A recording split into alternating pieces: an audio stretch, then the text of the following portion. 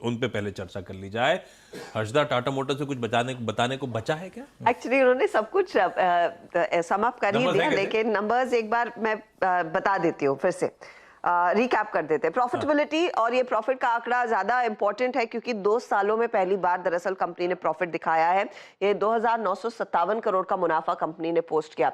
22% तक की growth revenue में, एबिटा में 53% का इजाफा और मार्जिन देखिए 9.4% से बढ़कर 10% पर आई है। कंसोलिडेटेड नंबर्स है। अब आप देखिए जेएलआर का बिजनेस, जहां पर बहुत ही कन्विंसिंग ग्रोथ देखने को मिल रही है। रेवेन्यू में करीब 28% तक की वृद्धि देखी गई है। साथ ही साथ प्रॉफिट बिफोर टैक्स जो आया है वो 265 मिलियन पाउंड्स पर आया है, जो पॉजिटिव है। मार्जिन्स में 230 बेसिस पॉइंट का इजाफा देखने को मिला है और कंपनी है दरअसल जेएलआर का बिजनेस है कैश फ्लो पॉजिटिव। कंपनी ने करीब करीब 80,000 के वॉल्यूम ग्रोथ दिखाए हैं और वो काफी बहुत पॉजिटिव है क्योंकि Q1 के बाद दरअसल ये आंकड़ा आता हुआ नजर आया है। पैसेंजर व्हीकल बिजनेस में उस लिहाज से रेवेन्यू में 37% तक का इजाफा, इबिटा पैसेंजर सेगमेंट में 370 बेसिस पॉइंट बढ़ता हुआ दिखाई दिया है। अब कंपनी कह रही है कि यहां से अब भी वो ग्लोबल अनसर्टेनिटीज देख रहे हैं, लेकिन वो कॉशियसली ऑप्टिमिस्टिक रहेंगे। उनको लग रहा है आगे डिमांड में पिकअप देखने को मिलेगा। Q4 में स्थिति और भी मजबूत होने के आसार जरूर दिखाई दे रहे हैं। सेमीकंडक्टर की सप्लाईज में इंप्रूवमेंट देखने को मिली है। मार्जिन चौथी तिमाही में काफी शानदार रहेगा और कैश डिलीवरी भी अच्छी खासी होती हुई दिखाई देगी। तो कमेंट्री भी दरअसल काफी मजबूत।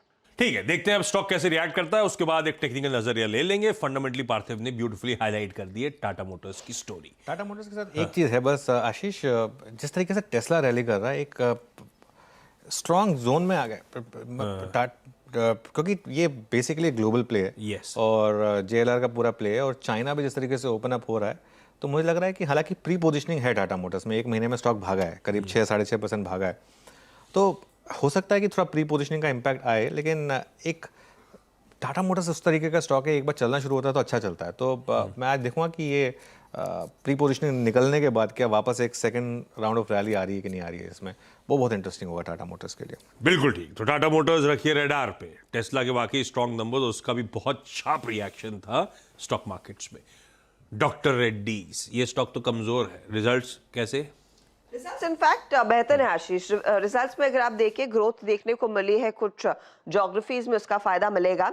रेवेन्यू के आधार पर 27% तक का इजाफा, 6,770 करोड़, उम्मीद से बेहतर है आंकड़ा। 76% तक की ग्रोथ प्रॉफिटेबिलिटी में 1247 करोड़ पर आया, 835 करोड़ का अनुमान था, तो उम्मीद से काफी बेहतर ये नतीजे नजर आए हैं। इबिटा में भी हमने देखा है 1965 करोड़ का आंकड़ा, 1400 करोड़ का अनुमान था।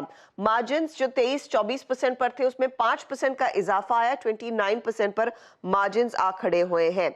अब आप देखिएगा breakup geography wise, north America में करीब करीब 64% तक की ग्रोथ देखने को मिली है। यूएस में 9%, ये क्वार्टर ऑन क्वार्टर नंबर है। यूरोप में 6% और भारत में 10% तक का इजाफा दर्ज होता हुआ दिखाई दिया है।